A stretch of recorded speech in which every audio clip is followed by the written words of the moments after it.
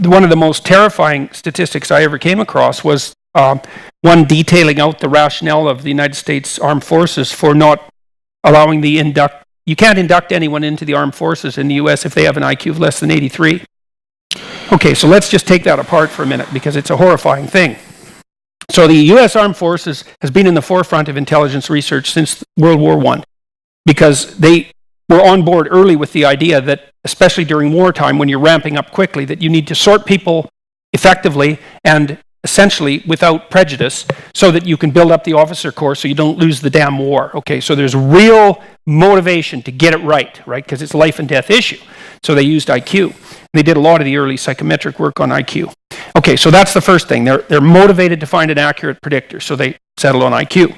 The second thing was the United States Armed Forces is also really motivated to get people into the armed forces, peacetime or wartime. Wartime, well, for obvious reasons.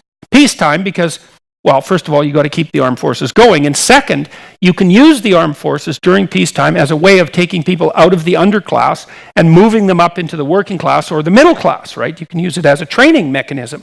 And so and left and right can agree on that. It's a reasonable way of promoting social mobility.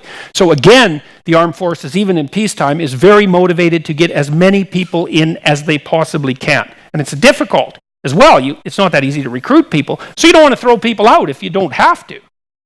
So what's the upshot of all that? Well, after 100 years, essentially, of careful statistical analysis, the armed forces concluded that if you had an IQ of 83 or less, there wasn't anything you could possibly be trained to do in the military at any level of the organization that wasn't positively counterproductive.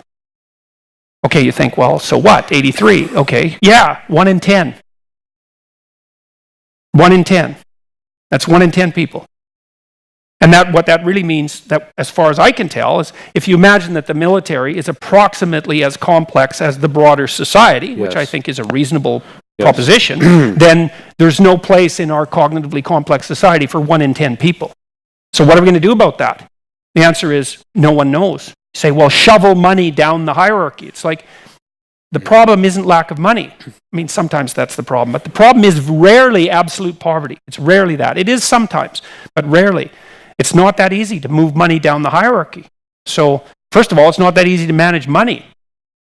So, it's a vicious problem, man. And so, it's hard to train people to become creative, adaptive, problem solvers. It's impossible. You can't do it. You can't do it. You can interfere with their cognitive ability, but you can't do that. Its training doesn't work. It's not going to work in 6 months, but it could work in 6 years. No, it doesn't work. Sorry, it doesn't work. Like, the data on that's crystal clear as well.